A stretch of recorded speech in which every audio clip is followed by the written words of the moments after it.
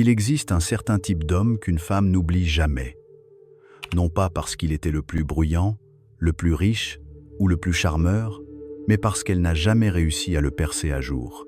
Alors que la plupart des hommes s'effondrent pour plaire ou en font trop pour impressionner, lui restait immobile, présent, inébranlable. Il ne luttait pas pour attirer l'attention, il ne mendiait pas l'affection. Il ne courait pas après l'approbation comme un homme affamé court après des miettes. Il était, tout simplement. Et cette présence calme et calculée, elle ne lui donnait pas un sentiment de puissance. Elle la rendait vulnérable. Voyez-vous, les femmes ne craignent pas la gentillesse. Ce qu'elles craignent, qu'elles l'admettent ou non, c'est un homme dont les émotions ne peuvent pas être utilisées contre lui. Un homme qui ressent profondément, mais qui ne perd jamais le contrôle. Un homme qui écoute sans réagir, parle sans jouer un rôle et s'éloigne sans colère. Parce qu'un tel homme ne peut pas être manipulé, il ne peut pas être piégé, il ne peut pas être plié. Et quand l'intelligence émotionnelle s'allie à la retenue masculine, cela devient quelque chose de rare, quelque chose de dangereux. Il ne menace pas, il ne domine pas, mais sa simple présence force les autres à se confronter à eux-mêmes. Et c'est cela, plus que tout, qui le rend inoubliable. C'est l'homme qu'elle n'a pas vu venir. C'est l'homme qu'elle n'a pas pu contrôler. Et c'est l'homme que tu es sur le point de devenir.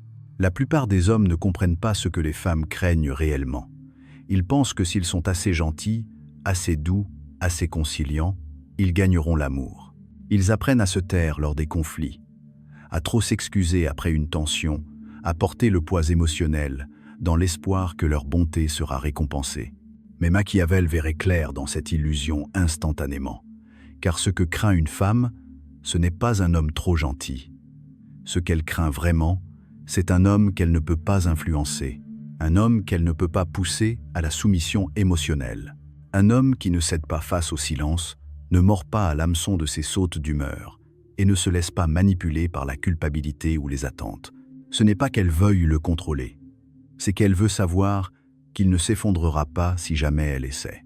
Un homme gentil qui s'effondre sous la pression n'est pas un homme sûr.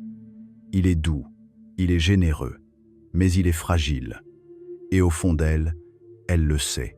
Elle ne le dira peu, être jamais à voix haute, mais elle le ressentira. Et tôt ou tard, elle le mettra à l'épreuve. Ce qu'elle veut, ce qui la trouble autant que cela la fascine, c'est un homme capable de rester centré, même au cœur de ses tempêtes. Un homme qui reconnaît les jeux émotionnels pour ce qu'ils sont, sans la punir pour autant. Un homme qui n'a pas besoin d'attaquer, d'éviter ou de justifier parce qu'il voit déjà le terrain avec clarté et choisit d'agir avec précision. Ce n'est pas de la cruauté, c'est de la lucidité. Et voici le paradoxe. L'homme véritablement intelligent sur le plan émotionnel n'a rien à prouver. Sa retenue parle plus fort que les tentatives de persuasion d'un autre. Son silence tranche mieux que n'importe quelle voix élevée. Son refus de courir après crée un espace dans lequel la vérité ne peut plus se cacher. C'est le genre d'homme qu'une femme craint et respecte à la fois, non pas parce qu'il la contrôle, mais parce qu'elle ne peut pas le contrôler. Et ce n'est pas de la domination, c'est du leadership, c'est de la maîtrise de soi. C'est ce qui arrive quand la gentillesse n'est plus une performance, mais un choix, fait à partir de la force et non de la peur. Il viendra un moment, dans chaque relation, que ce soit au 3e rendez-vous ou à la 3e année, où un basculement se produit. La chaleur s'estompe, même légèrement. Ses réponses deviennent plus brèves. Sa voix se refroidit. Son énergie change et quelque chose en toi s'agite. La plupart des hommes, à ce stade, paniquent. Ils s'accrochent. Ils demandent « Est-ce que tout va bien ?» Ils envoient des messages plus longs, cherchant à combler le vide émotionnel. Ils s'excusent pour des choses qu'ils n'ont pas faites. Ils se débattent pour recréer la connexion non pas par amour, mais par peur. Et au moment même où ils le font, ils perdent le cadre. Parce qu'ils n'ont pas répondu à la situation, ils ont réagi à l'inconfort. Mais l'homme émotionnellement intelligent, il agit autrement. Il remarque bien sûr le changement. Il le ressent. Il ne fait pas semblant d'être insensible. Mais au lieu de réagir, il s'arrête. Il observe. Il laisse le silence parler de lui-même. Il sait que chaque distance soudaine n'est pas une attaque. Parfois, c'est un test. Parfois, c'est inconscient. Parfois, c'est un appât émotionnel. Et l'homme qui réagit trop vite révèle la seule chose qu'elle cherche inconsciemment à détecter, l'insécurité. Machiavel nous a prévenus il y a des siècles. Celui qui ne sait pas se maîtriser est plus facile à conquérir qu'une ville. Cette vérité n'a pas changé. Dans un monde rempli d'hommes qui élèvent la voix, tapent plus vite quand ils sont contrariés, ou s'effondrent sous la tension émotionnelle, l'homme qui s'arrête, qui ne fait rien dans l'immédiat, est rare. Et dans ce calme rare, réside une forme de puissance. Il ne riposte pas. Il ne se replie pas. Il ne joue pas au tir à la corde émotionnelle. À la place, il attend la clarté. Et lorsqu'il parle, il le fait sans élever la voix, sans accuser, sans se défendre. Ses mots sont mesurés. Son ton est posé. Non pas parce qu'il s'en fiche, mais parce qu'il refuse d'être aspiré dans un chaos qu'il n'a pas créé. Et voici ce qui se passe lorsqu'une femme perçoit cela. Elle se réajuste. Elle ressent la profondeur d'un homme qui ne réagit pas à chaque fluctuation de ses émotions. Un homme qu'on ne peut ni provoquer ni manipuler. Un homme qui voit le jeu mais qui refuse d'y jouer selon ses règles. Cela la déstabilise non par cruauté, mais d'une manière qui force le respect. Parce que les femmes ne testent pas les hommes pour les briser. Elles les testent pour savoir où ils plient. Et lorsqu'elle trouve un homme qui ne plie pas mais qui n'a pas besoin de la briser non plus, quelque chose de rare s'éveille. Ce n'est pas de la froideur émotionnelle, c'est une masculinité centrée. Le genre de masculinité qui n'oppose pas de résistance à ses émotions, mais qui refuse d'en être l'esclave. Et ça, sur le champ de bataille silencieux des relations, c'est le premier geste d'un homme qu'on ne peut pas conquérir. La plupart des hommes entrent dans une relation avec une fin invisible. Le besoin d'être aimé, d'être approuvé, d'être perçu comme « assez bien ». C'est subtil au départ, rire un peu trop fort à ses blagues, dire oui juste pour éviter le conflit, trop s'expliquer lorsqu'elle semble peu impressionnée. Il ne cherche pas à manipuler, il essaie simplement de rester choisi, mais cette fin a une odeur. Et qu'elle en soit consciente ou non, elle l'aperçoit. Car l'homme qui a besoin d'être aimé est le plus facile à contrôler. Mais l'homme émotionnellement intelligent joue un tout autre jeu. Il n'attend pas d'être choisi. Il s'est déjà choisi lui-même. Il entre dans la pièce avec une certitude silencieuse, pas de l'arrogance, mais une assurance. Pas une performance, mais une présence.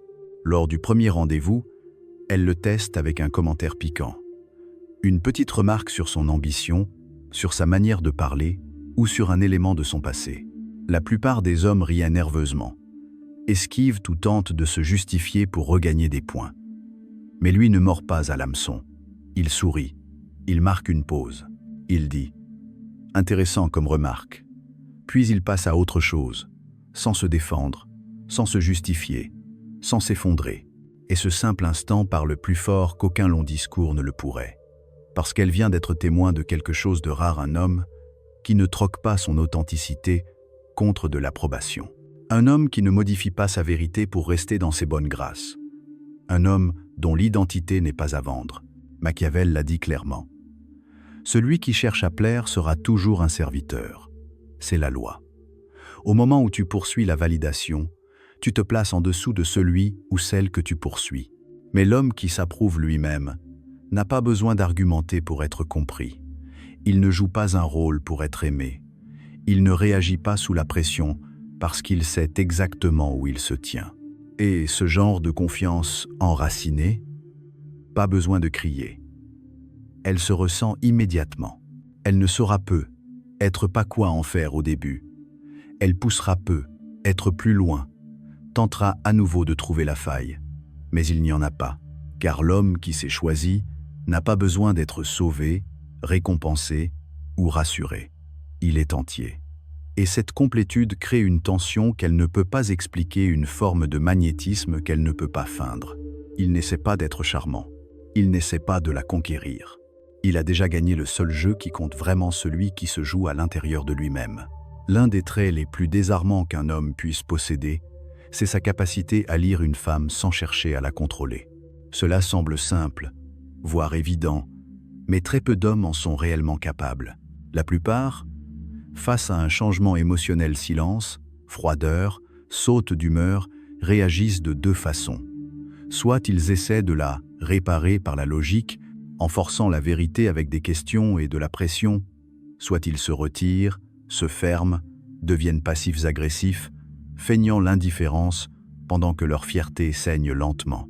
Mais l'homme, émotionnellement intelligent, agit autrement. Il remarque le changement. Il entend le ton raccourci, sent la baisse de température émotionnelle, perçoit le léger retrait, mais il ne réagit pas. Il ne pose pas trop de questions. Il n'exige rien. Il ne voit pas son malaise comme une attaque contre sa virilité. Il demande simplement, une fois, avec clarté et chaleur, « Tu as quelque chose en tête ?» Et lorsqu'elle répond non comme c'est souvent le cas, il n'insiste pas. Il ne reproche rien. Il laisse de l'espace. Il observe. Puis plus tard, quand la tempête est passée et que la vérité peut respirer, il revient non pour interroger, mais pour comprendre. Ce type de retenue est rare. Et cette forme de conscience est troublante, parce que la plupart des femmes sont habituées à avoir un levier émotionnel.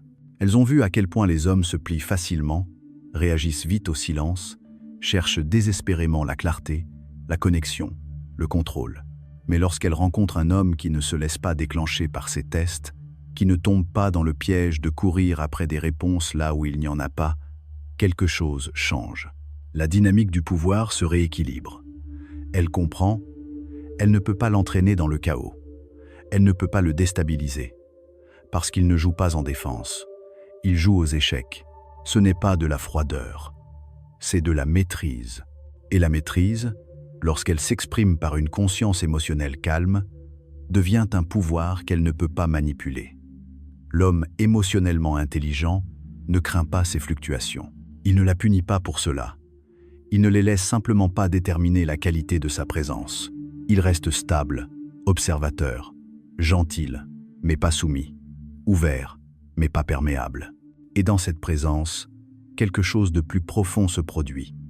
Elle se sent vue non pas parce qu'il a arraché la vérité, mais parce qu'il a créé l'espace pour qu'elle émerge d'elle-même, sans pression, sans panique, juste avec précision. Machiavel appellerait cela un positionnement psychologique. Il n'est pas nécessaire de contrôler ce que l'on peut déjà prévoir. Il n'est pas nécessaire de dominer ce qui ne peut pas vous déstabiliser. L'homme qui peut lire une femme sans chercher à la réécrire devient celui en qui elle a confiance non parce qu'il l'exige, mais parce qu'il n'a jamais eu besoin de ça pour accueillir son énergie. Il ne cherche pas à la réparer, il ne cherche pas à la sauver. Il la comprend, et ce faisant, il devient le calme qu'elle ne savait pas chercher.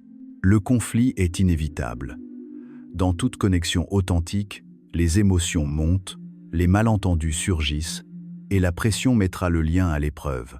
Mais ce qui distingue l'homme moyen de l'homme émotionnellement intelligent, ce n'est pas sa façon de se battre, c'est sa capacité à refuser l'escalade. Alors que la plupart des hommes élèvent la voix lorsqu'ils se sentent blessés ou manqués de respect, tentant de reprendre le contrôle ou de défendre leur ego, l'homme ancré agit autrement. Il ralentit. Quand les voix s'élèvent, il baisse la sienne. Quand les accusations fusent, il pose des questions. Quand le blâme envahit la pièce, il attend, respire, puis parle avec clarté non pour dominer, mais pour orienter. Car il comprend que le chaos émotionnel n'est pas son champ de bataille, c'est son test. Et elle ne cherche pas à le détruire. Elle veut voir s'il se détruira lui-même. C'est pourquoi l'homme qui reste centré au milieu du feu émotionnel devient l'homme le plus puissant de la pièce. Non pas parce qu'il gagne chaque dispute, mais parce qu'il n'est jamais à la merci d'une seule. Il ne dirige pas par le volume, mais par la gravité. Sa présence donne le ton. Son calme attire l'attention. Il ne fuit pas le conflit, il refuse simplement de se battre selon ses règles à elle. Machiavel l'avait compris lorsqu'il écrivait « Un prince doit apprendre à ne pas être bon lorsque la situation l'exige ». Traduit en termes de leadership émotionnel, un homme doit savoir quand être ferme, quand être doux, et quand partir en silence complet. Celui qui maîtrise ces trois attitudes détient un respect qu'il n'a pas besoin de demander, on le lui donne naturellement, car on le ressent. Et voici l'effet. Lorsqu'une femme réalise qu'elle ne peut pas t'escalader émotionnellement, quand elle voit que peu importe la hauteur des vagues, Tu es le rivage immobile. Quelque chose en elle change. Le drame cesse d'avoir besoin d'oxygène. Le chaos commence à se dissoudre. Non pas parce que tu as imposé la paix, mais parce que tu as refusé d'alimenter la guerre. Tu ne gagnes pas en écrasant. Tu gagnes en restant maître de toi. Et ce type de maîtrise, il change tout. La plupart des hommes sont terrifiés par l'émotion féminine. Pas parce qu'ils l'admettent, mais parce qu'ils ne savent pas quoi en faire. Lorsqu'une femme devient bouleversée, passionnée, imprévisible ou confrontante, la majorité des hommes réagit de deux façons instinctives. Soit ils se retirent, soit ils tentent de faire face avec la même intensité. Ils marchent sur des œufs, essayant de ne rien aggraver. Ou bien ils explosent, cherchant à reprendre le contrôle. Dans les deux cas, ils échouent, non pas parce qu'ils sont faibles, mais parce qu'ils sont réactifs. Parce qu'ils pensent que l'émotion est quelque chose qu'il faut fuir ou dominer. Mais l'homme émotionnellement intelligent voit les choses autrement. Il ne craint pas ses émotions, il les guide. Il ne fuit pas la confrontation. Il ne sursaute pas devant le volume. Il ne s'effondre pas lorsque l'énergie émotionnelle dans la pièce passe de chaleureuse à volcanique. Au contraire, il soutient le regard. Il respire plus profondément. Sa voix ralentit au lieu de s'accélérer. Son corps ne se contracte pas, il s'ouvre. Il devient une force d'ancrage, et non un miroir émotionnel. Et quelque chose de remarquable se produit. Le chaos commence à se dissiper, non parce qu'il a exigé la paix, mais parce qu'il l'a incarnée. Son calme devient contagieux, son ton régule l'ambiance. Sa présence devient un espace où elle peut se déposer, non parce qu'il lui a dit de se calmer, mais parce que son énergie a rendu cela possible. C'est cela, le leadership émotionnel à son plus haut niveau. Et il ne vient ni de la dominer, ni de la faire taire, il vient d'une maîtrise totale de son propre système nerveux. Il vient de la conscience que les tempêtes passent, que la tension a un rythme et que son rôle n'est pas de la faire taire, mais de créer un espace suffisamment stable pour que son émotion puisse s'exprimer sans détruire la connexion. La plupart des femmes ne sont pas habituées à cela. Elles sont habituées à des hommes qui les répriment ou qui capitulent. Rares sont ceux qui peuvent ressentir sans vaciller, qui peuvent rester présents sans prendre les choses personnellement, qui peuvent rester stables pendant qu'elle explore les limites de son cadre émotionnel. Quand elle rencontre un tel homme, tout change, parce que, pour la première fois, elle est face à quelqu'un qui n'a ni besoin de vaincre ses émotions, ni de les fuir. Il les accueille, il leur fait de la place, et il mène le tempo émotionnel sans jamais dire qu'il est aux commandes. Et le résultat? Du respect. Un respect profond, non parce qu'il l'a imposé, mais parce qu'elle l'a ressenti. Ce n'est pas de la domination, ce n'est pas de la soumission, c'est une force dans laquelle elle peut avoir confiance, une force qu'elle n'a pas besoin de combattre, une force qui tient bon, non pour la contrôler, mais pour la libérer de tout besoin de performance. Ce genre de force reprogramme entièrement sa manière de se relier aux hommes. Parce qu'elle n'est pas en train d'être manipulée. Elle est guidée. Il existe un certain silence qui porte plus de pouvoir que n'importe quel mot final. Un adieu qui ne résonne pas dans la rage ou le désespoir, mais dans une distance calme, délibérée. C'est la marque d'un homme émotionnellement intelligent qui sait partir, pas comme une menace, pas comme une tactique, mais comme un principe, un acte de clarté, de respect de soi. La plupart des hommes ne savent pas partir sans drame. Ils cassent des choses en partant. Ils crient, ils supplient. Ils restent accrochés à l'énergie d'une relation déjà morte bien avant la dernière dispute. Parce qu'ils confondent le bruit avec la clôture, le chaos avec l'importance, l'attachement avec l'amour. Mais l'homme émotionnellement intelligent ne fonctionne pas ainsi. Il n'est pas accro à la résolution. Il ne cherche pas la paix dans une situation qui ne l'honore plus. Il reconnaît le moment où quelque chose bascule trop loin, quand la dynamique passe du défi à l'érosion. Et lorsque ce moment arrive, il n'explose pas. Il ne cherche pas à prouver qu'il a raison. Il ne s'accroche pas plus longtemps qu'il ne le faut. Il choisit simplement de partir avec présence, non avec ressentiment, avec silence, non avec soumission.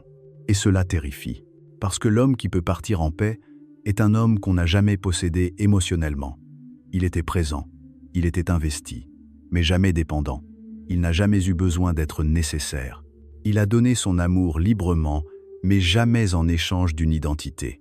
Et quand le moment vient, il ne brûle pas les ponts. Il cesse simplement de les traverser, pas avec amertume, mais avec calme. Et ce calme hante, parce qu'il révèle un niveau de liberté intérieure que peu comprennent. La plupart des gens partent bruyamment dans l'espoir d'être poursuivis. Ils causent des dégâts parce qu'ils ne savent pas comment s'asseoir avec la perte. Mais cet homme, il part simplement. Et parce qu'il ne se retourne pas, il devient inoubliable. Machiavel appellerait cela la forme la plus élevée de levier. Le vrai pouvoir ne réside pas dans la capacité à dominer une situation, mais dans la capacité à la quitter avec dignité, sans réaction, sans effondrement. Juste de la clarté. Car lorsqu'on peut quitter quelque chose qui comptait plus que tout, non par haine mais par vérité, on devient dangereux de la manière la plus disciplinée qui soit. On ne lutte plus pour être compris. On ne quémande plus la clôture. On ne donne plus sa paix en morceaux. On part calme, souverain, inébranlable. Et voici ce dont personne ne parle. Un homme comme ça ne fait pas seulement qu'une femme le regrette. Il l'oblige à se confronter à elle-même. Parce que quand il part sans tout casser, sans laisser de morceaux à ramasser, il lui renvoie tout ce qu'elle avait et qu'elle n'a pas su garder. Ce n'est pas de la cruauté, c'est de la possession de soi. Le genre de force qu'on n'enseigne pas, qu'on construit, lentement, à travers les ruptures, à travers le détachement, à travers la compréhension que tout ce qui se termine n'est pas un échec et que tous ceux qui s'en vont ne sont pas faibles. Parfois, partir est le dernier acte de force, la dernière leçon, la dernière frontière. Et quand un homme peut faire cela non par froideur, mais par calme, il ne quitte pas simplement la relation. Il s'élève au-dessus. Tu n'as pas besoin d'élever la voix pour être entendu. Tu n'as pas besoin de supplier pour être aimé. Et tu n'as jamais à te tordre en quelque chose de plus petit juste pour être accepté. Ce dont tu as besoin, ce dont le monde a désespérément besoin, c'est de calme. D'un homme qui gouverne son propre esprit, pas d'un homme qui en est l'esclave. D'un homme qui comprend ses émotions, sans s'y soumettre. D'un homme dont la présence ne réclame pas l'attention, mais impose le respect sans dire un mot. Quand tu deviens émotionnellement intelligent, tu ne deviens pas plus froid, tu deviens plus clair. Tu ne cesses pas de ressentir, tu commences à ressentir pleinement, sans te perdre. Tu ne cesses pas d'aimer, tu arrêtes simplement d'aimer de manière irréfléchie. Tu choisis à qui tu donnes ton énergie. Tu protèges ta paix comme un royaume, parce que c'en est un. Et quand une femme rencontre un homme comme ça, elle le sent, pas seulement dans ses paroles, mais dans son système nerveux. Il ne réagit pas quand il est testé. Il ne poursuit pas quand il est défié. Il ne s'accroche pas quand les choses changent. Il observe, il lit, il agit avec calme et intention. Un homme comme ça ne peut pas être contrôlé. Il ne peut pas être manipulé. Il ne peut pas être oublié. Non pas parce qu'il est parfait, mais parce qu'il est entier. C'est cela qui distingue l'homme qui joue un rôle de l'homme qui guide. C'est la différence entre le bruit et la puissance, entre le charme et la présence, entre la recherche d'approbation et le respect de soi. Les femmes ne craignent pas les hommes émotionnellement intelligents parce qu'ils sont dangereux. Elles les craignent parce qu'ils sont réels. Et ce qui est réel ne peut pas être plié. Alors, peu importe où tu en es dans ta vie, que tu sois en train de fréquenter, de te reconstruire, de lâcher prise ou de te tenir au bord de quelque chose de nouveau, souviens-toi de ceci. On ne s'élève pas en criant plus fort. On s'élève en devenant inébranlable. On s'élève en se maîtrisant, silencieusement, délibérément, pas pour impressionner, pas pour être choisi, mais pour entrer dans chaque pièce, chaque conversation, chaque relation, en sachant que tu t'es déjà choisi. Et si ce message a résonné en toi, s'il a éveillé quelque chose de plus profond qu'un simple accord, ne te contente pas de faire défiler. Dis quelque chose. Écris un commentaire, même quelques mots. Donne la parole à cette partie de toi qui s'éveille. Ça t'aide à te souvenir. Et ça pourrait aider quelqu'un d'autre aussi. Si tu connais un homme qui a besoin d'entendre ça, partage-le. Pas pour le sauver, mais pour lui rappeler qui il peut devenir. Parce qu'au fond, l'homme le plus dangereux n'est pas le plus bruyant. C'est celui qui ne bronche pas. Et cet homme-là, c'est toi.